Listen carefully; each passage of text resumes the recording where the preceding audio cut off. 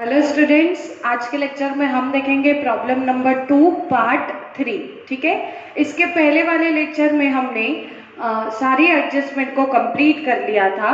अभी आज हम लोग ट्रायल बैलेंस के हर एक आइटम को पर्टिकुलर अकाउंट या बैलेंस शीट में लेके जाएंगे और उसके बाद फिर प्रॉब्लम को टैली करेंगे। ठीक है, तो देखिए ध्यान दो। ट्रायल बैलेंस का पहला आइटम है ओपनिंग स्टॉक, 1 अप्रैल 2007 का है। ठीक है, तो ये ओपनिंग स्टॉक है। कहाँ लिखते हो आप? ट्रेडिंग अकाउंट में डेबिट साइड। अब बेटा एक चीज आप ध्यान में रखना कि आपको जो भी अभी ये आइटम्स देखने हैं, ठीक है, तो उसके लिए आपको फॉर्मेट आना जरूरी है। मतलब आपने जो trading account, P&L account, balance sheet, capital account, ये चीजें अगर पढ़ी होगी, इसको अच्छे से मन लगा के अगर पढ़ा होगा तो आपको ये जो लिखना होता है कि डिस्काउंट कहा जाएगा, सैलरी कहा जाएगी, ओपनिंग, क्लोजिंग, परचेज, सेल कहा जाएगा, अगर ये आपको फॉर्मेट अगर रोज पढ़ोगे तो आपका प्रैक्टिस होते जाएगा और आप अच्छे से पर्टिकुलर परफेक्ट जगह उस आइटम को लिख सकोगे। तो पहला है ओपनिंग स्टॉक, और ओपनिंग स्टॉक हम लिखते हैं ट्रेडिंग अकाउंट में डेबिट साइड। तो आप ट्रेडिंग अकाउंट में डेबिट लिखो ओपनिंग स्टॉक। मैं थोड़ा यहाँ शॉर्टकट में लिखूंगी, जगह नहीं है इसलिए, लेकिन आपको पूरा अच्छे से लिखना पड़ेगा। ठीक है, ट्रेडिंग अकाउंट में डेबिट लिखो ओपनिंग स्टॉक, अमाउंट है 17,500, 17,500। ठीक, उसके बाद है सैलरी एंड वेजेस, ये हम पहले ही लिख चुके हैं क्योंकि एडजस्टमेंट में हो चुका था। फिर है cash in hand. Cash in hand आप कहाँ लिखोगे? असेट साइड, इसलिए बैलेंस शीट पर असेट साइड लिखो कैश इन हैंड। असेट पर लिखो कैश इन हैंड, अमाउंट रहेगी 5,000, 5,000 रुपए। देखो आगे क्या बोला है, परचेज एंड सेल। अब आपको दिया हुआ है यहाँ पर ट्रायल बैलेंस। ठीक है, ट्रायल बैलेंस में आपको परचेज और सेल एक ही लाइन में दिया है, परचेज एंड सेल। और यहाँ पर डेबिट पर अमाउंट है 1,12,600 और क्रेडिट में अमाउंट है 1,65,000 रुपीज। ठीक है, अब बात ऐसी आती है बेटा कि परचेज और सेल एक साथ दिया और एक ही लाइन में दिया है, तो कौन सी अमाउंट परचेज की है और कौन सी अमाउंट सेल की है? तो आपने ये चीज पढ़ी होगी कि डेबिट में जो आता है उसे हम परचेज कहते हैं और क्रेडिट में जो अमाउंट रहती है उसे हम सेल कहेंगे। ठीक है, फिर लगे हाथ मैं रिटर्न के बारे में भी बता देती हूँ। परचेज रिटर्न और सेल्स रिटर्न भी होता है। अगर गुड्स खराब निकले तो हम उसे वापस भी कर देते, बराबर है। तो अगर आपको परचेज रिटर्न पता करना होगा, परचेज रहता डेबिट में तो उसके उल्टे बाजू पर रहता है परचेज रिटर्न, बराबर। और सेल रहता है क्रेडिट में तो उसके उल्टे बाजू पर मतलब डेबिट पर रहता है सेल्स रिटर्न। ठीक, तो अभी हमें क्या करना है, हमने तो पहचान लिया कि परचेज 1,12,600 है और परचेज हम कहाँ लिखेंगे? ट्रेडिंग अकाउंट में डेबिट साइड। तो आप ट्रेडिंग अकाउंट में डेबिट साइड लिखो परचेज और अमाउंट को अंदर ही लिखना 1,12,600, 1,12,600। और फिर प्रॉब्लम में चेक करो कहीं रिटर्न दिया है क्या। परचेज रिटर्न होगा या रिटर्न बोला होगा या फिर रिटर्न आउटवर्ड बोला होगा। चेक करो आपको ऐसा कोई रिटर्न दिया है क्या। प्रॉब्लम में रिटर्न नहीं है, फिर भी हम लिखेंगे माइनस परचेज रिटर्न, डैश कर देंगे और फिर अमाउंट को बाहर ले जाएंगे 1,12,600 रुपीज। ठीक है, चलो अभी सेल है तो सेल देखो ट्रायल बैलेंस में क्रेडिट साइड होता है और क्रेडिट में अमाउंट कितनी है 1,65,000। तो ट्रेडिंग में क्रेडिट लिखो, सेल अंदर लिखना 5000। फिर हम इसमें से माइनस करते हैं सेल्स रिटर्न।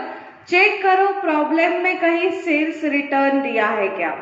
एक तो सेल्स रिटर्न बोलेंगे, रिटर्न बोलेंगे और अमाउंट डेबिट में देंगे, या फिर रिटर्न इनवर्ड बोलेंगे। ठीक है, चेक कर लो ट्रायल बैलेंस में कहीं ऐसा कुछ आपको दिख रहा है क्या।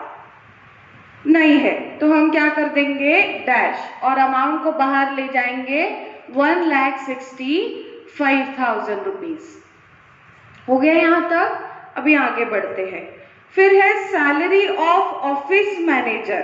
तो सैलरी है, ठीक है, ऑफिस मैनेजर की, और ऑफिस के सारे खर्चे हम कहाँ लिखते हैं, P&L में डेबिट। तो यहाँ लिखो salary of office manager 2000 P&L में debit. Salary of office manager amount है 2000 रुपीज, 2000 रुपये P&L में डेबिट। और अगर उसने कहा होता कि सैलरी ऑफ फैक्ट्री मैनेजर, ठीक है, अभी ऑफिस कहा इसलिए हम P&L में डेबिट लिख रहे, और सिर्फ सैलरी भी बोला होता तो भी हम P&L में डेबिट ही लिखते।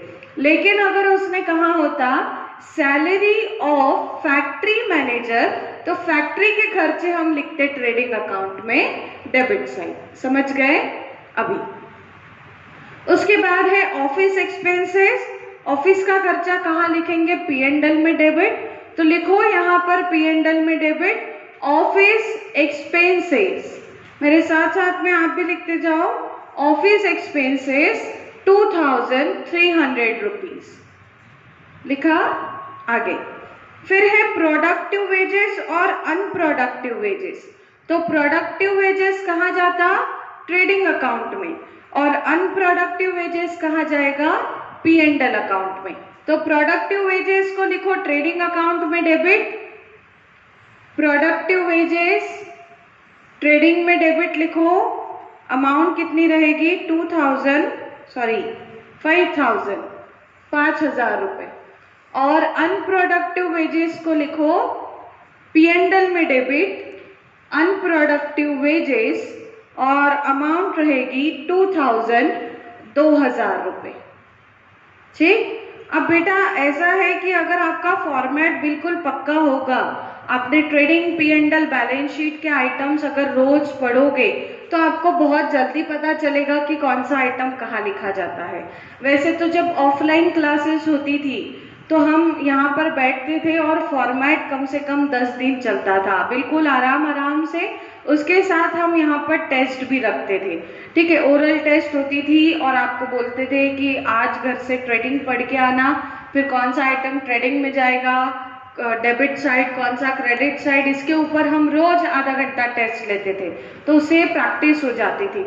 लेकिन अभी ये ऑनलाइन होने के कारण आपको ही पूरे एफर्ट्स लगाना पड़ेगा, और डेली ट्रेडिंग P&L और बैलेंस शीट के आइटम्स को पढ़ा करो, किसको कहाँ लिखते इसको आप पढ़ लिया करो, ठीक है, फिर आपको ये सब इजी लगने लगेगा। चलो आगे बढ़ते हैं। अनप्रोडक्टिव वेजेस लिखकर हो गया। बिल्स रिसीवेबल, इसको हम लिखते हैं असेट पर, तो लिखो bills receivable asset side. Bills receivable लिखो असेट पर 4000 रुपए, बैलेंस शीट पर asset side bills receivable 4000 rupees. उसके बाद लीगल एक्सपेंसेस, ये जाएगा प्रॉफिट एंड लॉस अकाउंट में डेबिट 1500। लिखिए प्रॉफिट एंड लॉस में डेबिट लीगल एक्सपेंसेस 1500 रुपीज। उसके बाद है बैड डेट, जो हम ऑलरेडी लिख चुके हैं, जिसको हमने पहले ही एडजस्टमेंट के साथ लिख दिया, उसको वापस से हम इस अकाउंट में नहीं लिखेंगे।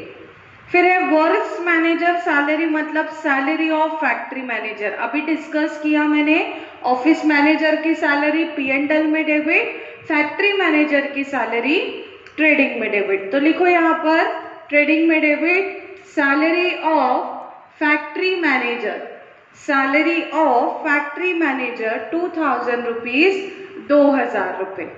उसके बाद है फैक्ट्री एक्सपेंसेस, इसको भी आप ट्रेडिंग अकाउंट में ही लिखोगे।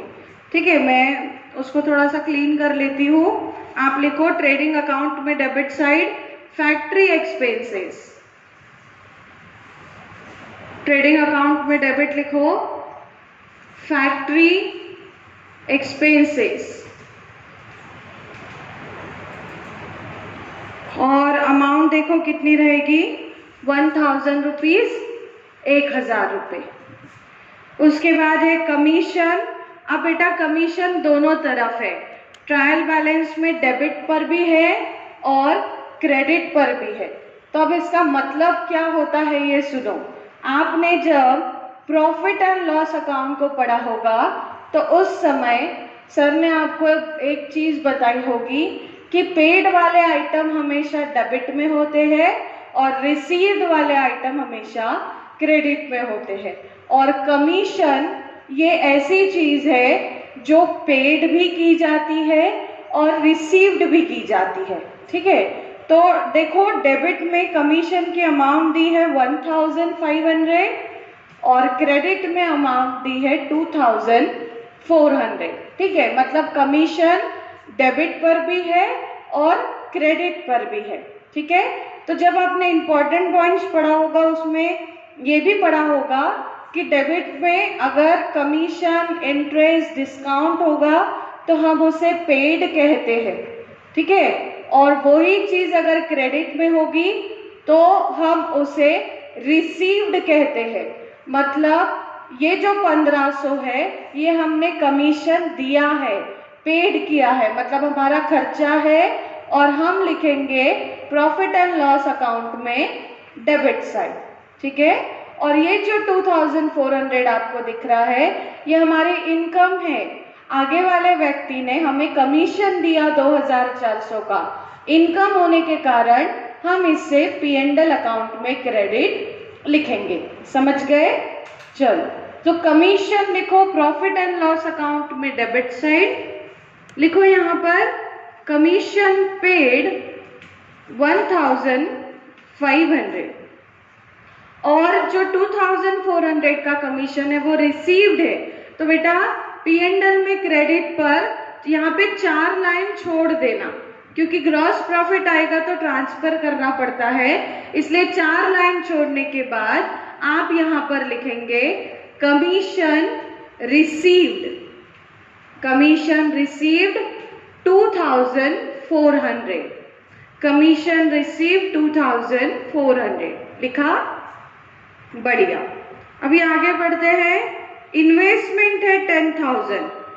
इन्वेस्टमेंट हमारी असेट होती है तो लिखो उसे बैलेंस शीट पर asset side investment, balance sheet में असेट साइड लिखो इन्वेस्टमेंट, अमाउंट रहेगी 10,000, 10,000 रुपए। ठीक, उसके बाद है डेटर्स एंड क्रेडिटर, जिसमें से हमने डेटर ये वर्ड लिख लिया था, क्रेडिटर लिखना पड़ेगा और क्रेडिटर लिखते हम लाइबिलिटी पर, तो क्रेडिटर लिखो 10,000 लाइबिलिटी साइड, बैलेंस शीट में लाइबिलिटी साइड लिखो क्रेडिटर ₹10,000, 10,000 रुपए हो गया। उसके बाद बैंक ओवरड्राफ्ट, आपने बैंक से ओवरड्राफ्ट ले लिया, ये भी आपकी लाइबिलिटी होती है। ठीक है, मैं और एक और बार बोलूंगी कि जब तक आप डेली फॉर्मेट नहीं पढ़ोगे तब तक ये आइटम कहाँ लिखने हैं ये आपको समझ में नहीं आएगा। इसलिए डेली कम से कम रोज 20 मिनट तक आप फॉर्मेट पढ़ लिया करो। एक दिन पूरा ट्रेडिंग पढ़ो, ट्रेडिंग अच्छे से कंप्लीट करो, दूसरे दिन पूरा P&L पढ़ो, तीसरे दिन बैलेंस शीट पढ़ो। ऐसे डेली अगर आप पढ़ते जाओगे तो कौन सा आइटम कहाँ लिखना है ये आपको बहुत अच्छे से आ जाएगा। और अब बात होगी अगर बैंक ओवरड्राफ्ट की, तो बैंक ओवरड्राफ्ट क्या होता है वैसे ये सर ने आपको बताया होगा। अगर मान लो किसी को कुछ प्रॉब्लम होगी तो वो मुझे फोन कर कर पूछ सकते हैं। ठीक है, तो बैंक ओवरड्राफ्ट है क्रेडिट साइड, इसे हम लिखेंगे लाइबिलिटी पर। लिखो बैलेंस शीट पर लाइबिलिटी साइड लिखो बैंक ओवरड्राफ्ट 5,000 रुपीज, 5,000 रुपए। लिखा। उसके बाद फिर है पेटेंट्स, ये होता है असेट, तो इसे लिखो असेट साइड पेटेंट्स, और अमाउंट लिखना 4000, 4000 रुपये। उसके बाद है लूज टूल्स, ये भी हमारी असेट होती है, लिखो उसे असेट साइड लूज टूल्स, और अमाउंट कितनी रहेगी 3000, 3000 रुपये। उसके बाद देखो फर्नीचर है, तो फर्नीचर भी असेट होती है, लिखो असेट साइड फर्नीचर, असेट पर लिखो फर्नीचर, अमाउंट रहेगी 6000, 6000 रुपये। उसके बाद गुडविल, ये हमने पहले ही लिख दिया था क्योंकि एडजस्टमेंट थी। इंटरेस्ट ऑन इन्वेस्टमेंट, देखो इंटरेस्ट तो दिया है लेकिन वो कहाँ दिया है, क्रेडिट साइड दिया है, और क्रेडिट में आने वाला जो भी आइटम रहता है उसे हम इनकम कहते हैं, और इनकम को कहाँ लिखा जाता है, प्रॉफिट एंड लॉस अकाउंट में क्रेडिट साइड। तो लिखो प्रॉफिट एंड लॉस में credit side interest on investment 3600, interest on investment 3600। उसके बाद लैंड एंड बिल्डिंग, ये हमने पहले ही लिख दिया था, क्यों, क्योंकि उसके ऊपर एडजस्टमेंट थी, डेप्रीसिएशन दिया था। और फिर लास्ट में है कैपिटल, जगन और मगन का, ठीक है, तो वो भी हमने पहले ही लिख दिया। मतलब अब ये जो नोट्स है इसका काम हो गया है। अब हम स्टार्ट करेंगे प्रॉब्लम को टैली कैसे किया जाता है, लेकिन उसके पहले अभी बिल्कुल ही आपका दूसरा ही प्रॉब्लम है।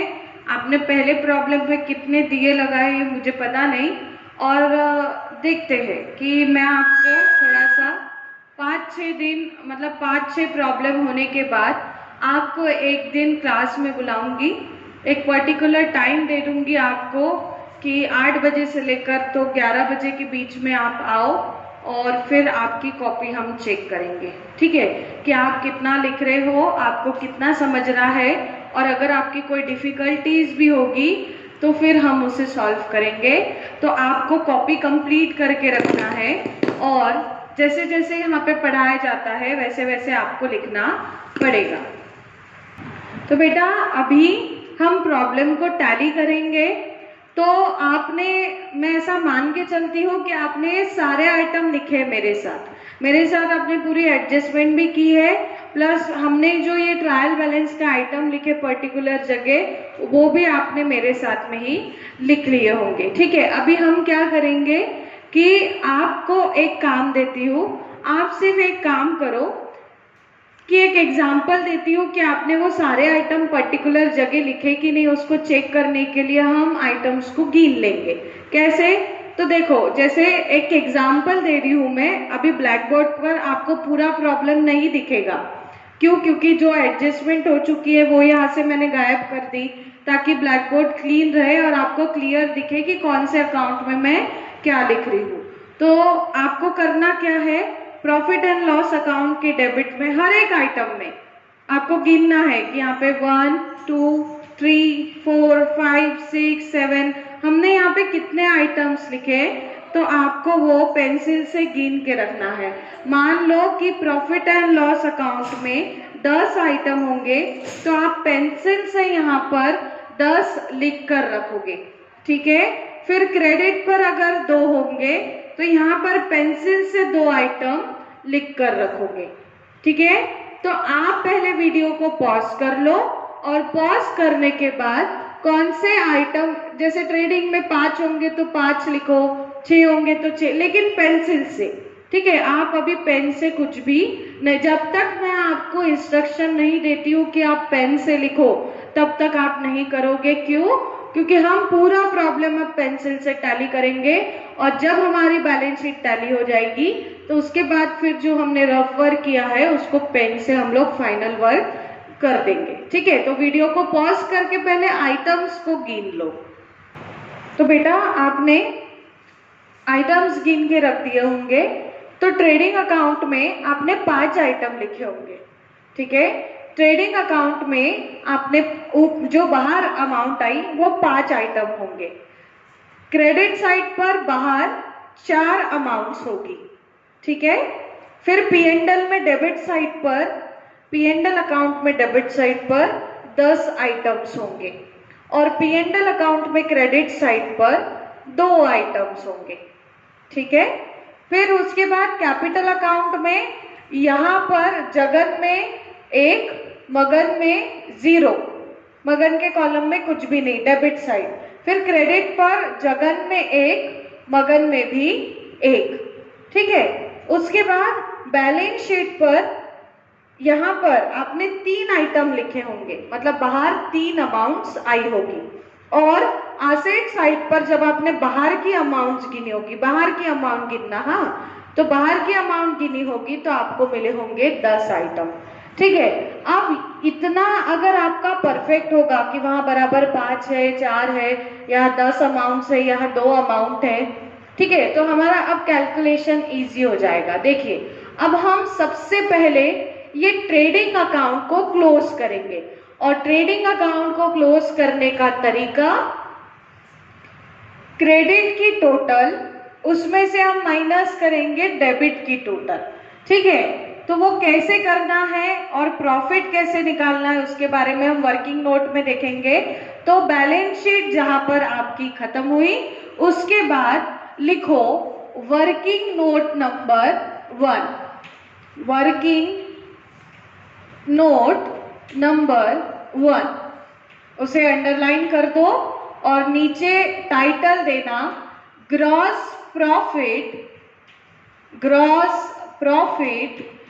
Calculated as under, gross profit calculated as under, उसे अंडरलाइन करो और डैश दो। ठीक है, उसके नीचे आप लिखेंगे total of credit minus total of debit. बस आपको इतना फॉर्मेट बना के रख देना है, total of credit minus total of debit. ठीक है, तो आपको देखो अभी करना क्या है। ये 4 आइटम है, ये 4 आइटम की टोटल, ये देखो ये क्रेडिट साइड है, क्रेडिट में 4 आइटम है, ये 4 आइटम की टोटल करके यहां लिख देना। ठीक है, फिर ये डेबिट साइड है ट्रेडिंग अकाउंट का, आपने यहां बाहर 5 अमाउंट्स लिखी है, तो वो 5 आइटम की टोटल करके ये डेबिट के सामने लिख देना। ठीक, फिर क्या करोगे, क्रेडिट माइनस डेबिट, दोनों अमाउंट को माइनस करो, आपको जो मिलेगा यहाँ पर आप उसे बोलोगे ग्रॉस प्रॉफिट। ठीक है, तो कैसे करना है ये मैंने आपको बता दिया। तो वीडियो को पॉज करके सबसे पहले आप टोटल कर लो क्रेडिट की, डेबिट की, और फिर दोनों को माइनस करके प्रॉफिट यहाँ से निकाल के रख दो। पॉज पर जाओ और कैलकुलेट करो। तो बेटा आपने टोटल कर ली होगी, तो ट्रेडिंग अकाउंट के क्रेडिट की टोटल आपके पास आई होगी 1,90,600, 1,90,600। ठीक, फिर आपने डेबिट की टोटल की होगी, तो डेबिट में टोटल आई होगी आपकी 1,38,100, वो 5 आइटम की टोटल 1,38,100, और फिर आपने इस क्रेडिट में से डेबिट को माइनस किया होगा तो ग्रॉस प्रॉफिट आया होगा 52,500। तो बेटा 52,500 ग्रॉस प्रॉफिट आ गया। अब इस ग्रॉस प्रॉफिट को हम लिखते हैं ट्रेडिंग अकाउंट में डेबिट साइड। तो यहाँ ट्रेडिंग अकाउंट आप पेंसिल से लिखेंगे जब तक बैलेंस शीट टैली नहीं होती। ठीक है, फिर उसके बाद आप पेन से लिखना चालू कर देंगे। तो प्रॉफिट को कलर पेन से ही लिखना आप बाद में, अभी पेंसिल से यहाँ लिख लो ग्रॉस प्रॉफिट 52,500 और ब्रैकेट में लिखना यहाँ पर transfer to profit and loss account, transfer to profit and loss account लिखा। उसके बाद अब इस ग्रॉस प्रॉफिट को आपने यहाँ लिखा। फिर ट्रेडिंग अकाउंट की टोटल, तो देखिए ट्रेडिंग अकाउंट की टोटल में क्रेडिट और डेबिट में से जो टोटल बड़ी होती है उसको हम लिखेंगे। तो यहाँ लिखेंगे 1,90,600, दोनों तरफ टोटल लिखो 1,90,600, ठीक है। फिर इस ग्रॉस प्रॉफिट को लेके जाएंगे P&L अकाउंट में क्रेडिट साइड, यहाँ डेबिट, तो ये ट्रांसफर होगा यहाँ क्रेडिट पर। तो आप यहाँ लिखेंगे ग्रॉस प्रॉफिट 52,500 और ब्रैकेट में लिखना, आप लिखो ब्रैकेट में transfer from trading account, transfer from trading account, लिख लिया, हो गया। देखो हमने फर्स्ट अकाउंट को क्लोज कर दिया ट्रेडिंग अकाउंट, और ट्रेडिंग अकाउंट में हमने पता किया कि ग्रॉस प्रॉफिट कितना आता है, ठीक है। अब हम क्लोज करेंगे प्रॉफिट एंड लॉस अकाउंट को, तो लिखो वर्किंग नोट नंबर 2, इसके बाद लिखो working note number 2, working note number 2 लिखो net profit oblique loss calculated as under, net profit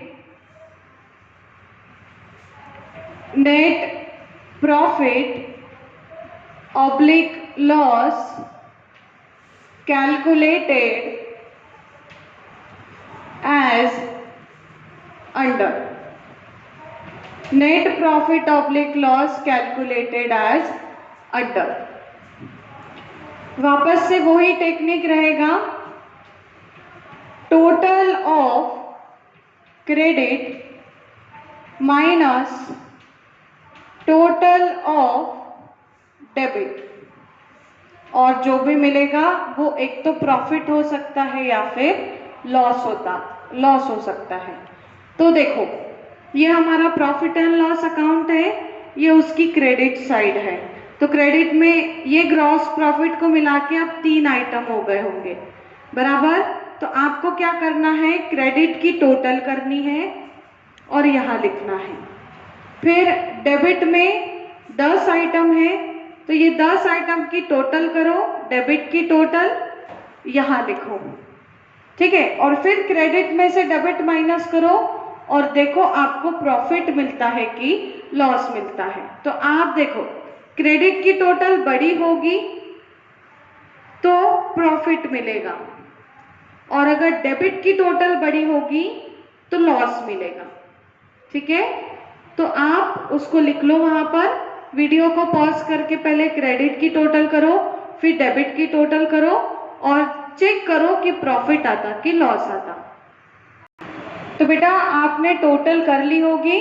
तो total of credit net profit निकालने के लिए P&L अकाउंट के क्रेडिट की टोटल आती है 58,500 और डेबिट की टोटल आती है 23,200।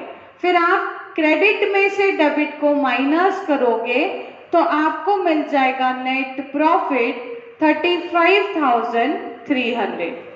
क्या मिलेगा, 35,300 मिल जाएगा, ठीक है। मतलब ये हमारा नेट प्रॉफिट हो गया। अब इसके आगे P&L अकाउंट में लिखने से पहले ये जो प्रॉफिट कमाया है इसको हमें ये दोनों पार्टनर्स में बांटना पड़ेगा, क्योंकि पार्टनरशिप फर्म है, कोई भी अकेला प्रॉफिट लेकर नहीं जा सकता। तो आपको जगन और मगन में ये 35,300 को अलोकेट करना पड़ेगा। और अलोकेट कैसे करोगे, तो प्रॉब्लम में आपको उनका profit and loss sharing ratio दिया होगा। देखो एडजस्टमेंट नंबर 1 में बोला था profit and loss sharing ratio is 3:2 2। मतलब अब इस प्रॉफिट को हमें 3:2 के रेशो में बांटना पड़ेगा। तो आपने ये लिख लिया होगा, ठीक है। अब इसके नीचे क्या लिखना है, इसी वर्किंग नोट को कंटिन्यू करना है। अब इसके नीचे क्या लिखना है वो मैं लिखती हूँ। आपने 35,300 तक लिख लिया होगा। ये है आपका नेट प्रॉफिट। अभी उसके नीचे आप लिखेंगे जगन और मगध। अब इनका रेशो कितना था बेटा, पहली एडजस्टमेंट देखो क्या बोला है, 3:2, मतलब जगन को 3 और मगन को 2। फिर हम क्या करेंगे, इसकी टोटल करेंगे और लिखेंगे कितना आएगा, 3 + 2 5, ठीक है। मतलब जगन के हिस्से में जाएगा 3/5 और मगन के हिस्से में जाएगा 2/5, ठीक है। मतलब यहाँ पर हम जगन को प्रॉफिट का 3/5 देंगे और मगन को प्रॉफिट का 2/5 देंगे, ठीक। फिर नेट प्रॉफिट को अलोकेट करना पड़ेगा। तो यहाँ लिखो वापस से जगन और मगन, और आपका प्रॉफिट है 35,300 मल्टीप्लाई 3/5 और 35,300 मल्टीप्लाई 2/5। जगन और मगन में 35,300 मल्टीप्लाई 3/5 और 35,300 मल्टीप्लाई 2/5। अब इसको कैलकुलेट करने का तरीका क्या है कि आप सबसे पहले इसको 5 से डिवाइड कर लेंगे, ठीक है। देखो दोनों तरफ डिनोमिनेटर में 5 है, तो आप पहले इसको 5 से डिवाइड कर लो और फिर जो भी अमाउंट आएगी उसको एक बार मल्टीप्लाई करना 3 से, फिर एक बार मल्टीप्लाई करना 2 से, ठीक है। तो आप सबसे पहले क्या करोगे, 35,300 को डिवाइड करो 5 से, ठीक है। करो, कितना आता, रखो वीडियो चालू रखो और आप वहां पे डिवाइड करो। कैलकुलेटर आपको नहीं है, बीकॉम वालों को है, ठीक है। 35,300 को डिवाइड करो 5 से, कितना आएगा, 7060 बराबर है। तो यहाँ पर अगर आप डिवाइड करते हो तो 7060 आता है, ठीक है।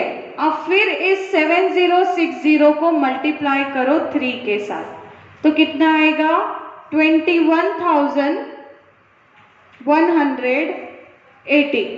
फिर 7060 को मल्टीप्लाई करो 2 से, तो देखो कितना आएगा, 14,120। और ये होने के बाद एक बार ये दोनों की टोटल करो, ये दोनों की टोटल करो और चेक करो कि बराबर 35,300 आता है क्या। कर लेना टोटल, 21,180 प्लस 14,120, तो आपको टोटल मिल जाएगी 35,300, ठीक है। हो गया यहाँ तक, आई थिंक सो आपने मेरे साथ इसको लिख लिया होगा। नहीं लिखा होगा तो वीडियो पॉज करके लिख लेना, ठीक। मैं आगे बढ़ती हूँ। नेट प्रॉफिट जगन को मिलेगा 21,180 और मगन को देंगे 14,120। हम लिखेंगे यहाँ पर प्रॉफिट एंड लॉस अकाउंट में डेबिट साइड लिखेंगे नेट प्रॉफिट,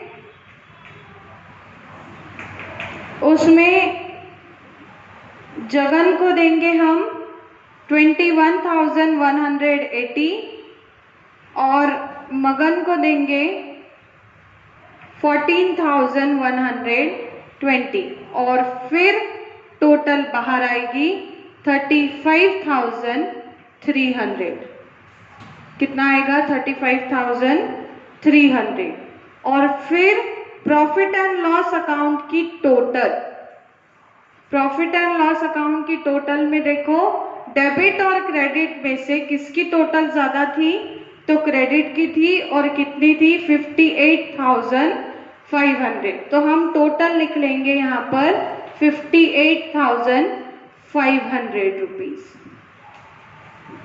ठीक है। फिर अब ये जो नेट प्रॉफिट आपने लिखा है यहाँ पर, इसको हम ट्रांसफर करेंगे कैपिटल अकाउंट में। अब देखो ट्रेडिंग अकाउंट में डेबिट लिखा तो ट्रांसफर करते क्रेडिट में, वैसे ही P&L अकाउंट में डेबिट लिखा है तो वहां ट्रांसफर होगा क्रेडिट पर। तो क्रेडिट पर देखो बेटा आपने NP लिखा है, नेट प्रॉफिट ऑलरेडी लिखकर रख दिया है आपने। कैपिटल अकाउंट में credit side already net profit लिखा हुआ है। ठीक है। तो वो नेट प्रॉफिट के सामने जगन को कितना दिया हमने, 21,180 लिख लो, और मगन को कितना दिया, 14,120। ठीक है, लिख लिया इतना, कुछ नहीं, हमने क्या किया यहां से यहां पर उसको ट्रांसफर कर दिया। अब हम लिखेंगे वर्किंग नोट नंबर 3, लिखो। इसके बाद वर्किंग नोट नंबर 3,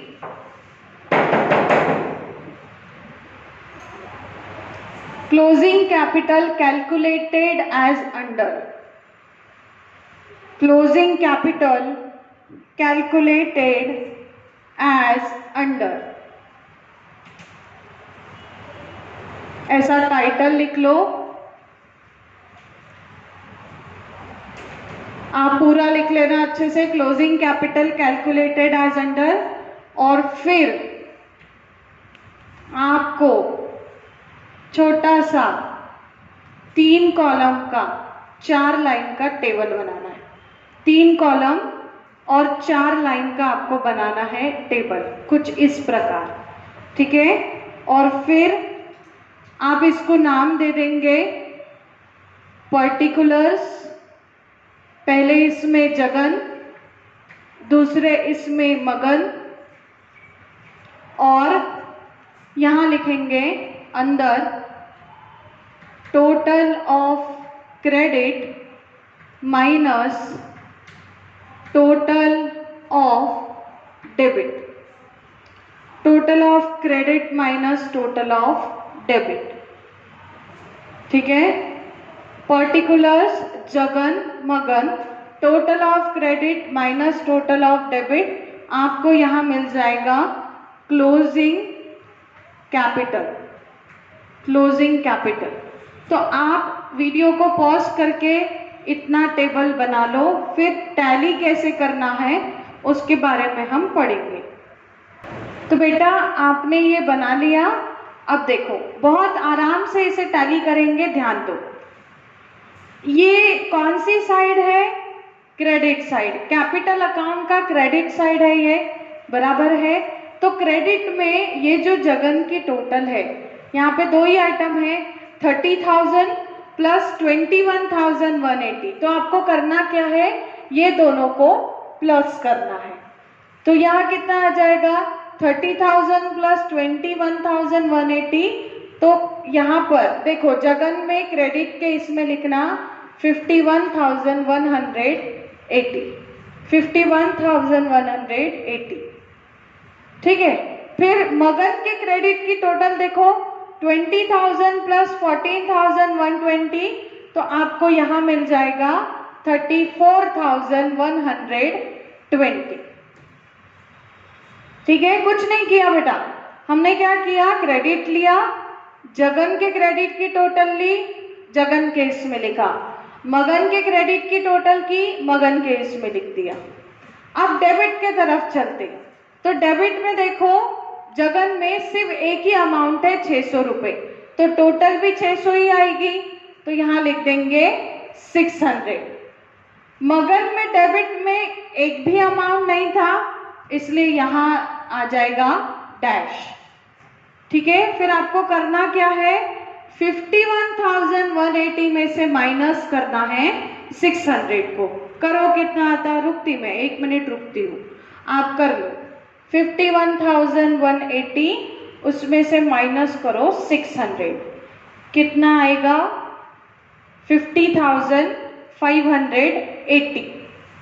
50,580, ठीक। और यहाँ तो डैश ही है, तो यहाँ पर रहेगा 34,120 रुपीज। ठीक है, हो गया यहाँ तक। अब आगे ये दोनों है, हमने क्या निकाला? क्लोजिंग कैपिटल को निकाला। तो क्लोजिंग कैपिटल लिखना पड़ता है कैपिटल अकाउंट में डेबिट साइड, ठीक है। तो कैपिटल अकाउंट में डेबिट लिख लेंगे हम closing capital. Closing capital Jagan में कितना है? 50,580 और मगन में है 34,120। लिखा? लिख लो इतना। अब हम टोटल लिखते हैं। तो देखो टोटल लिखना कैसे है। तो जगन की टोटल कितनी आएगी? ये दोनों में से बड़ी, तो बड़ी कौन है? 51,180। तो सिर्फ जगन के कॉलम में ही टोटल लिखना। ये जगन का कॉलम है, यहाँ लिखो 51,180। फिर ये जगन का कॉलम है, यहाँ लिखो 51,180, ठीक। फिर मगन की टोटल कितनी आएगी? ये 34,120। तो मगन के कॉलम में लिखो 34,120, यहाँ पर 34,120, ठीक। अब ट्रेडिंग अकाउंट में जब ग्रॉस प्रॉफिट आता है डेबिट में, तो यहाँ लेके जाते हैं क्रेडिट में। P&L में प्रॉफिट आया डेबिट में, तो कैपिटल अकाउंट में लेकर गए क्रेडिट में। तो आपको ऐसा अभी बिल्कुल लग गया होगा कि ये डेबिट में है तो इसको क्रेडिट में ले जाएंगे, लेकिन ये डेबिट क्रेडिट नहीं होता, ये लाइबिलिटीज और असेट होता है, ठीक है। और मैंने देखो आपने यहाँ पे पहले क्लोजिंग कैपिटल का नाम लिख के रखा है, मतलब क्या? तो यहाँ पे राइट लेफ्ट होगा, लेकिन कैपिटल अकाउंट से बैलेंस सीधा नीचे उतारना पड़ता है, ठीक है। अगर बैलेंस डेबिट यहाँ क्रेडिट पर आया तो वो सीधा नीचे असेट पर आएगा, उसको सीधा लेके जाते। और यहाँ कैपिटल डेबिट में आया तो उसको सीधा नीचे कहाँ ले जाएंगे? लाइबिलिटी पर। तो यहाँ लिखो जगन के कॉलम इसमें 50,580 और मगन में 34,120। तो हमने क्या किया? इसको सीधा नीचे उतार दिया, हो गया बस। अब हम बिल्कुल लास्ट स्टेज पर है। अब सीधा क्या करना है? आपको ये 3 आइटम लिखे होंगे, इसमें ये दोनों को प्लस कर देना है, ठीक है। फिर यहाँ पर ये जो 10 आइटम है इसको प्लस कर देना। और लाइबिलिटी और असेट जब आप इनकी इंडिविजुअली टोटल करोगे तो आखिरी में दोनों की टोटल क्या आनी चाहिए? सेम आनी चाहिए, एज इट इज। मतलब अगर यहाँ 1 लाख की टोटल आती होगी तो बाजू में भी 1 लाख की टोटल आनी चाहिए। इसको कहते हैं बैलेंस शीट को टैली करना। अगर एक ही बार में आपकी दोनों तरफ की टोटल सेम आ गई तो वो तो बहुत ही अच्छी बात है, ठीक है। तो आप क्या करो, वीडियो को पॉज करके दोनों तरफ की टोटल करो और देखो कि दोनों तरफ की टोटल एक जैसी आती है कि नहीं। तो बेटा आपने टोटल कर लिया होगा और देखो बैलेंस शीट की टोटल कितनी आई होगी। बैलेंस शीट की टोटल आई होगी 1,100,000, 100, ठीक है। 1,100,000 ये आपकी टोटल आई होगी। यहाँ नहीं दिखता होगा तो यहाँ लिख देती, दोनों तरफ की टोटल 1,100,000 रुपये आएगी। दोनों तरफ की टैली हो जाए, इसको कहते हैं बैलेंस शीट को टैली करना। जब एक ही अमाउंट से दोनों तरफ की टोटल टैली हो जाती है तो उसे कहते हैं बैलेंस शीट टैली हो गई। और कॉमर्स वालों को सबसे ज्यादा खुशी तब होती है जब फर्स्ट अटेम्प्ट में ही बैलेंस शीट टैली हो जाएगी। कुछ होगा, आप लोगों की भी प्रैक्टिस बनेगी, अगर कहीं बीच में आपका मिस हो गया होगा या फिर कोई टोटल गलत आती होगी तो फिर टैली होने में प्रॉब्लम जाएगी। अदरवाइज आपकी बैलेंस शीट एक ही बार में टैली हो जाएगी अगर आपने परफेक्ट उस जगह आइटम लिख दिए होंगे तो हमने प्रॉब्लम नंबर 2 को 3 पार्ट में कंप्लीट किया। ठीक है, अभी नेक्स्ट जो वीडियो में आपको मिलेगा उसमें हम देखेंगे प्रॉब्लम नंबर 3। तो प्रॉब्लम नंबर 3 के लिए आप टेबल बना के रखेंगे, ट्रेडिंग, P&L, कैपिटल अकाउंट और बैलेंस शीट। और कैपिटल अकाउंट में पूरा लिख के रखना हो, ये OCIC, SP, CP वगैरह वो वहाँ पे CD, GD ये सब लिख के रखना। और पार्टनर के नाम देख लेना, नोट्स देख लो, देख ही लेते हम अभी। नोट्स में प्रॉब्लम नंबर 3 में पार्टनर के नाम क्या रहेंगे, रमेश और महेश। ठीक है, तो आप जहाँ जगन मगन है वहाँ पे क्या लिख दोगे, रमेश और महेश। तो आप प्रॉब्लम नंबर 3 के लिए टेबल बना के रखो, मैं भी बना के रखती हूँ। और जब नेक्स्ट वीडियो पे मिलेंगे तो प्रॉब्लम नंबर 3 को हो सके तो अब थोड़ा सा फास्ट सॉल्व करेंगे, क्योंकि पहला प्रॉब्लम बहुत आराम से हुआ, दूसरा प्रॉब्लम भी हमने बहुत आराम से लिए। तो अब क्लोजिंग स्टॉक वगैरह आएगा या जो जो आइटम रिपीट होंगे उसके ऊपर हम ज़्यादा बात ना करते हुए जो मेन टॉपिक है जो आप नए पढ़ने वाले हो उसके ऊपर हम बात करेंगे। ठीक है, तो अगर आपको इस प्रॉब्लम में कोई डिफ़िकल्टी आई होगी तो आप फ़ोन करके पूछ सकते हैं, या व्हाट्सएप ग्रुप में, या मैंने जो नंबर दिया था उस व्हाट्सएप पे फ़ोन आपने एक इमेज भी छोड़ दिया, डिफ़िकल्टी छोड़ दी, तो मैं आपको सॉल्व करवा दूंगी। ठीक है, तो मिलते हैं हम नेक्स्ट वीडियो में। आप टेबल बना के रेडी रहना। ओके।